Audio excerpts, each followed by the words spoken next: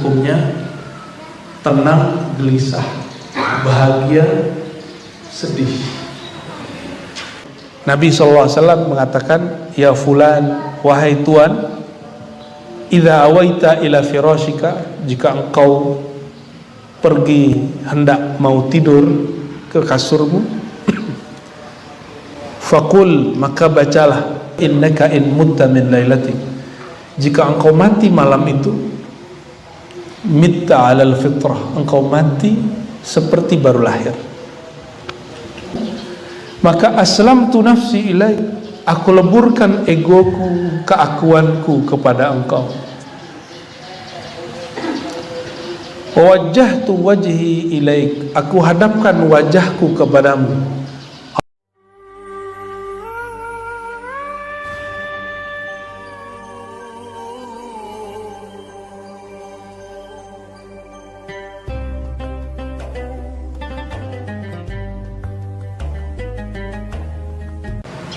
Bahwa orang yang berhati keras itu karena tidak mau merehatkan kolbunya dibiarkan selalu dihajar dalam hukum. Ini hukumnya A, ini hukumnya B, ini tidak boleh, ini haram, ini bid'ah. Begitulah terus, nggak pernah rehat kolbunya. Sedangkan kolbu hukumnya boleh tidak boleh itu pada tubuh, haram, makruh, mubah, sunnah. Sunnah itu nggak ada hukumnya sebenarnya. Yang ada dalam bahasa ini mandub atau mustahab. Lalu baru wajib. 5 hukum ini diringkas kemudian jadi halal, haram, gitu ya. Yang ringkasnya sunnah, bid'ah.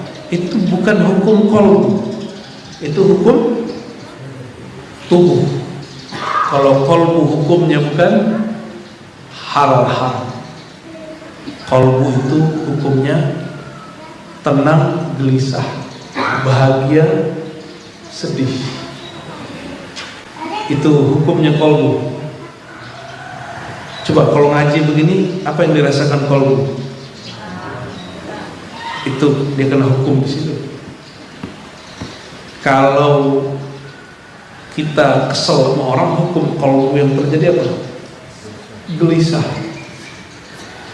Berbaik sangka sama orang, kalau kita merasakan apa? Tenang. Berburuk sangka, berat. Ridho dengan pasangan, kesel sama pasangan, nah, itu dia. Itu sama orang yang dalam rumah, apalagi tetangga. Ya, jadi harus mulai kemudian menataannya di situ. Jadi itu hukumnya cuma tenang, tidak tenang, bahagia, sengsara atau sedih. Ya.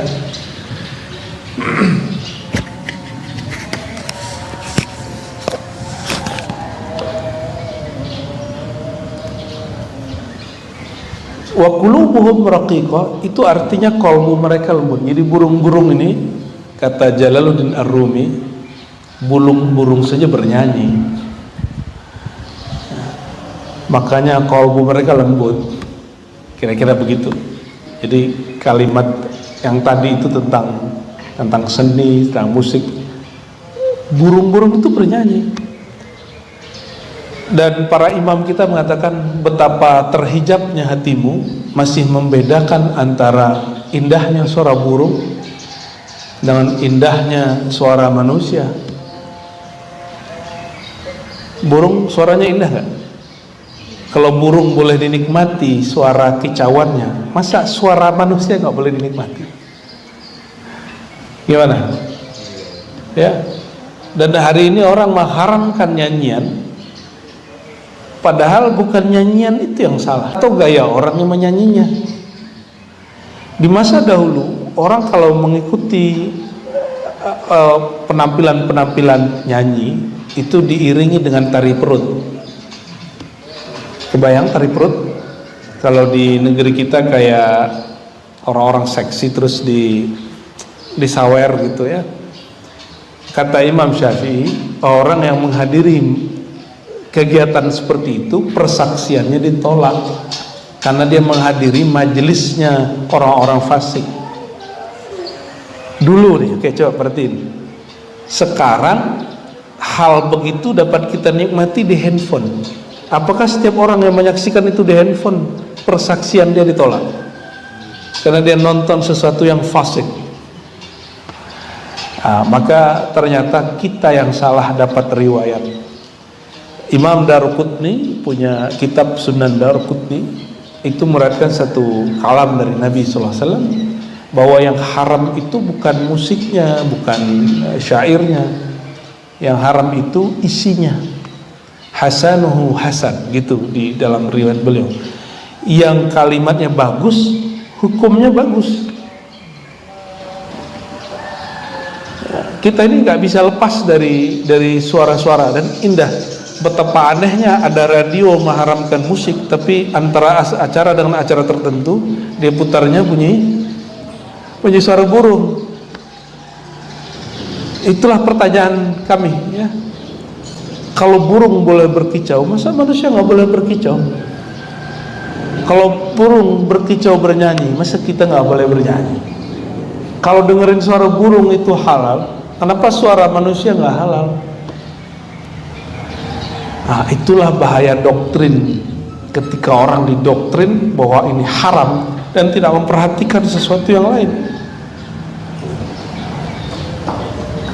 Dan kalau kita buka Sahih Bukhari, Sahih Muslim, itu Nabi dan para sahabat kalau lagi kerja bakti selalu bersyair dan mendendangkan syairnya. Dan syairnya isinya tauhid. Ya. Oleh karena itu kita nggak akan sibuk dengan masalah pakai terbangan, pakai rebana atau pakai gitar, itu nggak ada urusan sebenarnya. Urusannya adalah syair yang kita bawakan itu apa? Ya. Apakah salah si gitar punya suara indah? Tapi nggak juga. Kalau nggak ngerti kuncinya, bisa indah nggak? Nggak ngerti kuncinya gitar, bisa indah nggak bunyinya? Enggak. Gitar haram. Gitar mengeluarkan suara yang indah. Itu burung juga mengeluarkan suara indah. Kenapa burung boleh, gitar nggak boleh? Apa yang salah? Ya, kita yang terhijab sebenarnya. Oh, kalau burung alami. Alami itu bahasa Indonesia atau bahasa Arab? Nature. Kalau alami bahasa Arab, sesuatu yang bersifat alam. Gitar itu juga, ya. Oh, kalau gitar Arab boleh, kalau gitar Indonesia nggak boleh. Lo urusannya apa? Emang ada beda gitar Arab sama gitar ini? Oh, beda bunyi dan bentuknya. Itu gitar, itu rebana sudah ada sebelum masa Rasulullah SAW. Jadi rebana, katanya cuma boleh rebana. Enggak juga. Rebana itu dipakai dulu oleh kaum pagan ketika mereka nyembah berhala. Orang Arab ya bisanya buat rebana, tapi orang Persia, orang Turki, orang Rum bisa membuat musik. Itu yang sekarang kita lihat di Turki, ada ney, ya, ada macam-macam, ya, kecapi. Itu beberapa jenisnya diciptakan oleh seorang Muslim hafiz Quran namanya Al-Farabi, Abu Nasr Al-Farabi, yang dikafirkan oleh sebagian orang. Saya tidak mengkafirkannya. Maka teman-teman, sahabat-sahabat, saudara-saudariku yang bukan Allah, waqila qulubuhum raqiqah, ini penting, ya. Kalau burung itu hatinya lembut, itu karena mereka suka bernyanyi. Begitu kata beberapa guru kami, ya. Dan ternyata mereka guru-guru kita, ketika kita cek, itu diambil dari kalam-kalam Jalaluddin Ar-Rumi, ya. Dan orang-orang yang masih memisahkan antara suara alat musik, suara burung, suara indah manusia, itu orang-orang yang hatinya terhijab daripada Allah Subhanahu wa ta'ala, ya. Satu kali Nabi Muhammad SAW lagi jalan malam-malam, tiba-tiba beliau berhenti, dan berhentinya lama. Ternyata di samping beliau berdiri itu ada rumah Abu Musa al-Ash'ari. Abu Musa sedang membaca Al-Quran, dan itu indah sekali. Besok pagi Nabi mengatakan Abu Musa diberikan suara seruling Daud. Tapi apa pendapat kita semua? Jika suara Nabi Daud itu burung yang tadinya nyanyi ikut dengerin. Nabi Daud kalau sudah asik baca Mazmur atau Zabur itu bisa 2-3 hari nggak berhenti, nggak makan. Dia cuma baca dan indah sekali. Jadi Zabur itu kitab suci yang dibaca dengan suara indah. Angin berhenti, hewan berhenti. Itu hewan karena dia nggak sadar, dia belum makan, tapi dia sudah berhenti, itu mati di situ. Jadi beberapa burung dehidrasi mati, beberapa hewan nggak makan mati dalam mendengarkan suara Nabi Daud. Angin berhenti, ternyata berhenti. Tapi manakah yang lebih dahsyat? Bacaan yang membuat burung-burung berhenti, angin berhenti, atau bacaan yang membuat Sayyidina Muhammad SAW berhenti? Ini yang baca Abu Musa al-Asy'ari, yang berhenti siapa? Nabi Muhammad SAW. Apa kata beliau? Kata Abu Musa, kalau aku tahu kau sedang mendengarkannya wahai baginda, aku akan membaca lebih indah dari itu. Ya, maka setiap umat Nabi Muhammad ini adalah pewaris Nabi terdahulu. Jadi kalau ditanya pewaris Nabi Daud di kalangan umat Nabi Muhammad, sahabat Nabi siapa saat itu? Nabi Daud, pewarisnya adalah Abu Musa al-Asy'ari, ya, radhiyallahu ta'ala anhu. Hadis yang ke-5, ya, sebentar ya.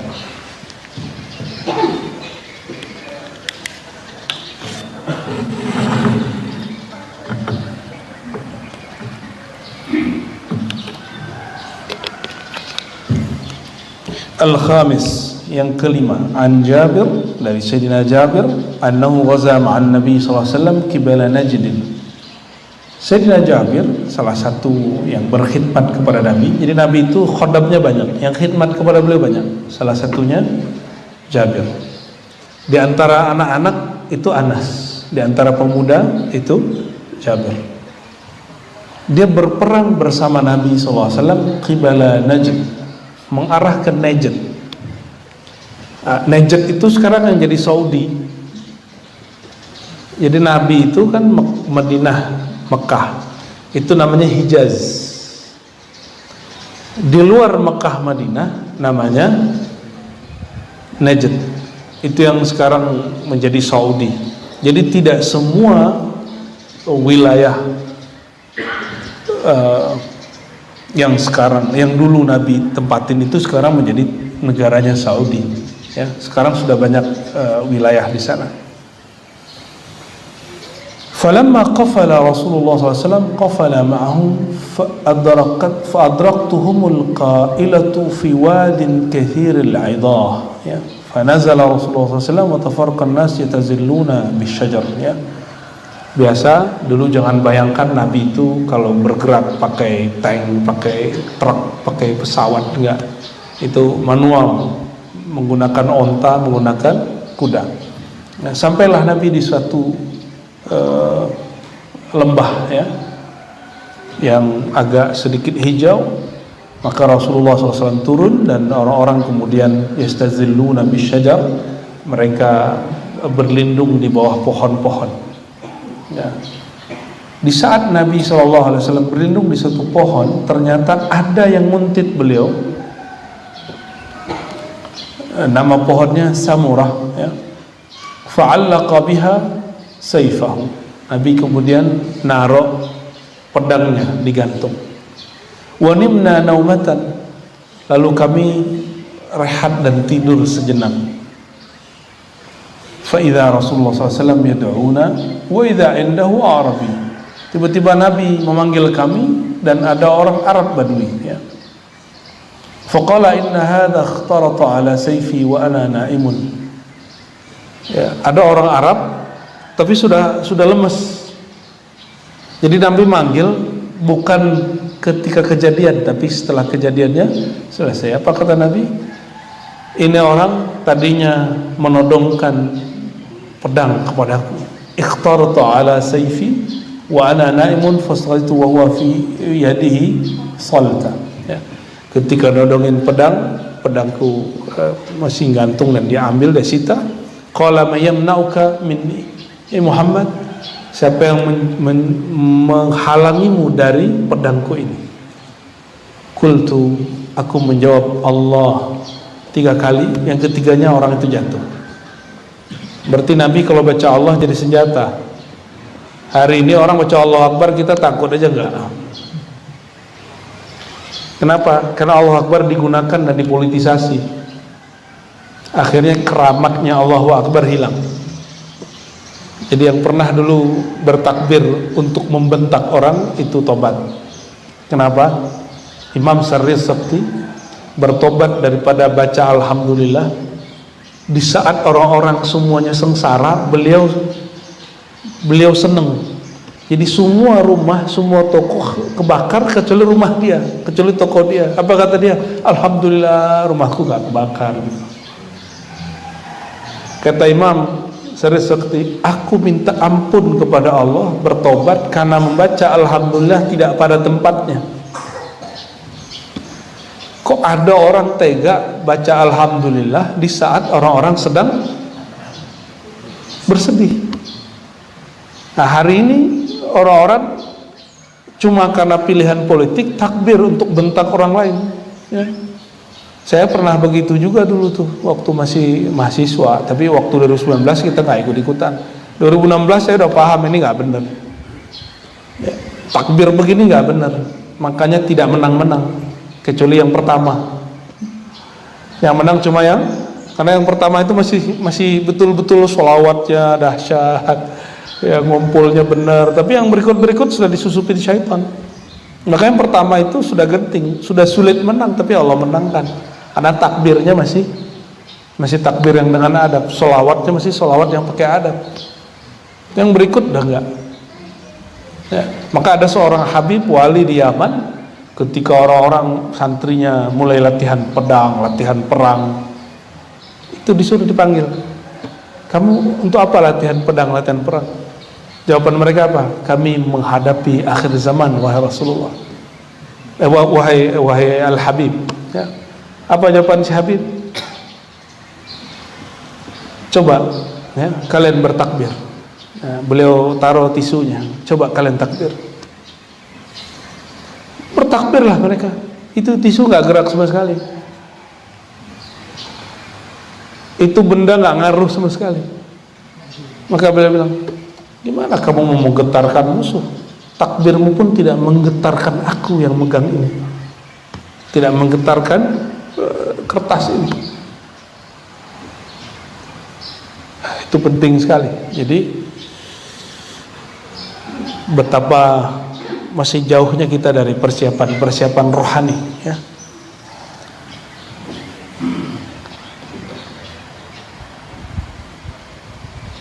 Ketemulah saya dengan seorang politisi yang dulu memanfaatkan takbir itu. Saya ngomong gini, bang, kamu tunggu jawab itu. Udah banyak tuh orang sekarang udah benci-bencian tuh. Yang pilih A udah benci sama pilih B. Sampai sekarang saya bilang gitu. Kamu tunggu jawab itu. Pakai takbir loh. Yang ini takbir juga loh. Yang ini takbir, sama-sama takbir. Apa jawaban dia? Waduh, di belakang saya ada lagi yang lebih ganas katanya. Jadi emang disetting untuk menggoyahkan umat Nabi Muhammad SAW. Nah, maka teman-teman saudaraku yang karena Allah, itu pelajaran bagi kita. 2024 ini kan sudah dekat, jangan sampai mau dimanfaatkan lagi. Coba lihat, ini partai Islam ada berapa? Partai Islam P3 yang tua dulu dah, Masyumi, PKB partai Islam kan nasionalis. Partainya nasionalis tapi orangnya orang NU kan gitu. PAN partainya nasionalis tapi orangnya orang Muhammadiyah kan gitu. PKS Umat, partai Umat masuk ya. Berarti udah 6. Partai apa lagi? PBB. Oh, masih ada nyawanya tuh. Udah 7. Apa lagi? Dari 7 partai Islam itu, kalau didulukan orang kemudian benci PBB, oke, anggap saja itu nggak masukin dulu. 6. Dari yang 6 ini mana yang paling betul-betul mewakili suara Tuhan? Kan semuanya bawa agama, dan agama yang dibawa Islam. Maka benarlah kata Imam Ghazali dari gurunya Al-Juwaini. Apa kata Imam Juwaini? Jangankan persoalan hukum politik, yang mana hukum politik itu cabang dari ilmu muamalat, fikih muamalat, bukan bank muamalat ya. Jadi dalam fikih itu ada 2 bab ibadat, ada bab muamalat, ibadat kepada Allah, muamalat sesama makhluk. Mulai dari transaksi, jual beli, sewa, gadai, sampai kepada bab politik. Jika di dalam bab ibadat pun boleh berbeda, ada yang kunut, ada yang tidak kunut, ada yang jahar bismillah, ada yang tidak jahar bismillah, apalagi dalam bab muamalat. Itu kata beliau. Tapi kok muncul orang-orang yang tidak mau terima bab muamalat itu beragam, padahal sholatnya beragam. Nah, berarti dia korban. Mungkin di antara kita ada dulu yang pernah jadi korban. Ya, jangan berlarut-larut. Masih ingat dulu Metro TV disebut Metro apa? Tipu. Partai di belakangnya partai. Ya. Sekarang berbalik. Malah dukung orang yang dulu didukung oleh musuhnya dia. Ya. Jadi yang abadi di dalam politik itu bukan kebenaran, tapi kepentingan. Ya. Dan jangan mau diperalat oleh kepentingan itu. Ya. Kita yang sengsara nanti. Ya. Satu grup keluarga pecah cuma karena beda postingan. Ya. Dan saya sampaikan ini di mana-mana sebagai orang yang mengajarkan hadis, bukan sebagai politisi ya. Saya bukan juga PNS, bukan polisi, bukan tentara. Kita umat Nabi Muhammad SAW yang wajib tawasau bil haq, tawasau bis sabr. Ya. Gak paham dulu, masa sekarang gak paham lagi? Ya. Nah, biar antum tambah mantap. Nanti akan ada, kalau seperti dulu ada yang bilang ini partai Allah, ini partai syaitan, ini pilihan Allah, ini pilihan syaitan. Dari 6 atau 7 partai Islam tadi, mereka beda pilihan nggak? Sekarang ada tiga calon, mana yang paling Islami? Mana yang paling Islam? Hah? Kan nggak ada. Nggak ada. Yang paling gampang itu sederhana sebenarnya. Di masa Rasulullah ada pemilihan nggak? Rasulullah dipilih oleh masyarakat atau dipilih Allah? Ya, berarti pemilihan itu baru muncul belakangan. Oleh karenanya beda pilihan tidak berkait dengan sunnah manapun, dalil Quran manapun. Ya. Kalau ada orang mainkan dengan ayat, itu penafsiran terhadap ayat, dan hati-hati yang menafsirkan ayat untuk kepentingan sesaat cuma 5 tahun. Falyatabawwa maq'adahu minan nar. Siap-siap tempat tinggalnya di neraka. Ini Nabi yang ngancem, bukan saya yang ngancem. Ya. Orang yang memanfaatkan ayat untuk kepentingan 5 tahun. Ya, siap-siap ya. Dan orang-orang itu kan paling enak, Pak. Jualan agama itu modal politik paling murah. Ya. Saya punya kawan beberapa wakil-wakil rakyat. Itu enak ngomongnya begitu, sama sepakat ngomong apa, biaya orang praktisi agama, pendakwah, atau dia punya jualan-jualan religius lah, itu lebih murah daripada orang yang baru nongol pas musim pemilu. Maka kita berdoa semoga praktisi-praktisi agama ini tidak mempolitisasi agama, tapi mewarnai politik dengan agama. Amin ya rabbal alamin ya. Ini riwayatnya hampir sama ya. Kita masuk ke hadis berikut, hadis tentang burung diulang 2 kali. Tadi sahabat Abu Hurairah, juga ada Umar ya. Tapi lafaznya lebih eksplisit. Kata Sayyidina Umar, sami'tu Rasulullah SAW, aku mendengar Rasulullah SAW bersabda, "Lau annakum tatawakkaluna 'ala Allah haqqa tawakkuli." Seandainya kalian bertawakal kepada Allah, berserah diri kepada Allah dengan sebenar-benar tawakal. Perhatikan, tadi tawakal bab qalbu, bukan bab amal jasad. Jadi orang kerja, orang malas itu nggak ada urusannya dengan tawakal. Tawakal itu urusan qalbu. Orang jobless, orang yang punya job, orang yang aktif kerja atau pensiun, itu nggak ada urusannya. Urusannya urusan hati. Urusan hati ya. Seandainya kamu bertawakal kepada Allah dengan tawakal yang kuat, la razaqakum kama yarzuqut tayr, maka Allah akan memberi rezeki kamu seperti Allah memberi rezeki burung. Taqdu khimasan wa taruhu bitanan, berangkat dia perutnya lapar, pulang perutnya penuh. Hadis ini riwayat Imam Tirmizi, kualitasnya hasan ya.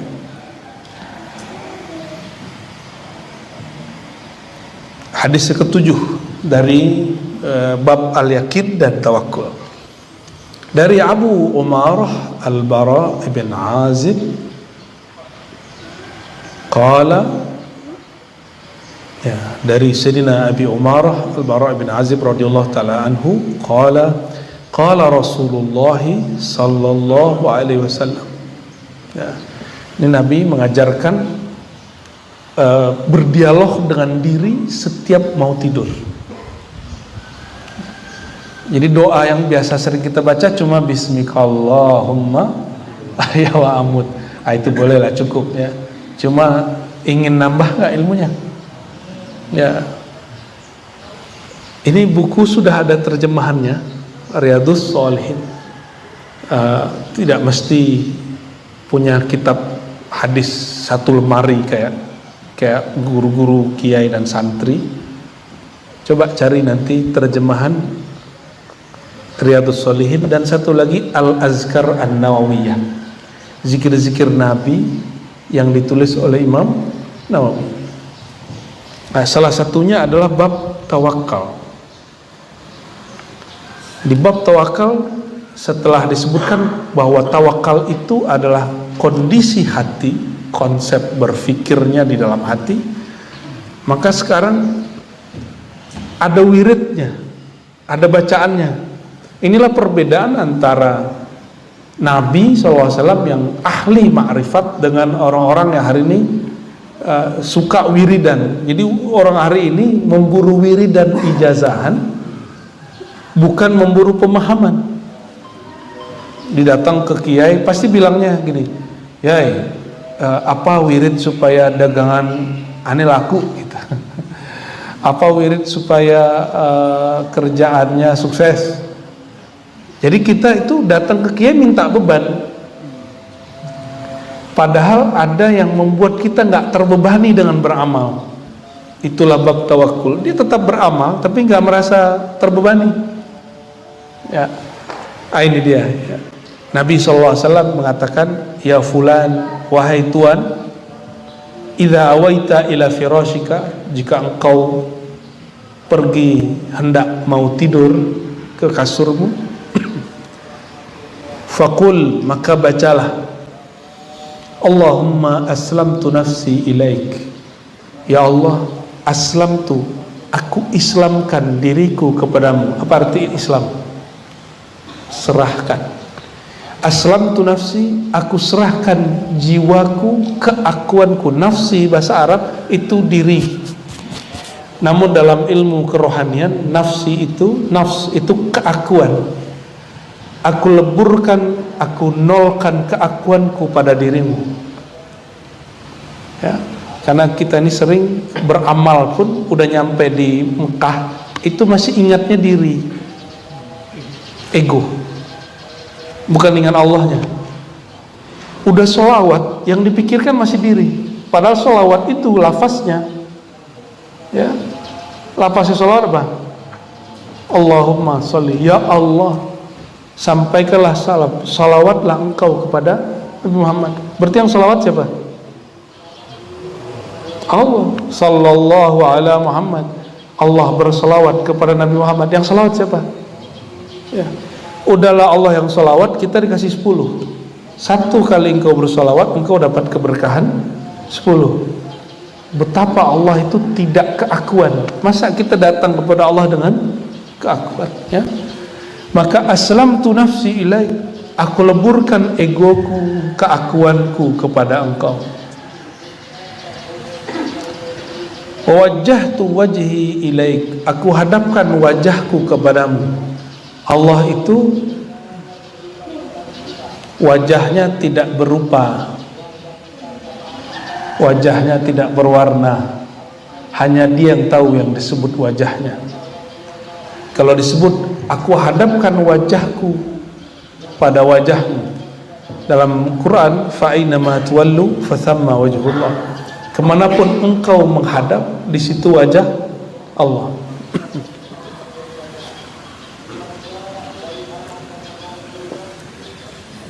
Wajah itu fungsinya apa? Kita kalau natap orang, itu yang ditatap wajahnya apa dengkulnya? Berarti wajah itu tatapan, objek yang ditatap. Kalau kita ngobrol sama orang, kita tatap nggak wajahnya? Nah, wajah Allah itu sebenarnya Allah pantulkan melalui kolbu. Maka kolbu kemanapun melihat, jika dia menatap kepada Allah, mengingat Allah, dia disebut sedang menatap Allah Subhanahu wa ta'ala. Ya. Jadi di tempat apakah, cerminan apakah Allah memantulkan pencitraan wajahnya? Itu pada kolbu manusia, ya. Jadi nggak usah jauh-jauh mau ngeliat kemana-mana. Maka ini yang kita kasih pertanyaan berkali-kali kepada jamaah yang mau pergi haji umroh. Allah di Mekah dengan Allah di Depok sama nggak? Allah di Jakarta dengan Allah di Madinah sama nggak? Lah sama. Kenapa sholat di Mekah itu sama dengan 100.000? Sholat di Madinah sama dengan 1.000? Karena kolbu kita di sana energinya lebih kuat. Maka semua orang yang masuk Mekah pasti nangis. Nah, nangis itu antum nggak dapetin di sini, dapatnya di sana. Benar nggak? Oleh karena itu frekuensi sholatnya dilipat gandakan jadi 100.000 karena energi itu. Jadi sholat itu energi sebenarnya. Maka Nabi SAW kalau kelelahan, beliau menyegarkan badannya dengan sholat. Apa kata beliau? Arihna bis sholat, rehatkan kami dengan sholat. Karena ketika jalan itu capek, monoton. Nah, Nabi rehatnya pakai sholat. Karena dalam itulah beliau ngecas kolbunya, ya.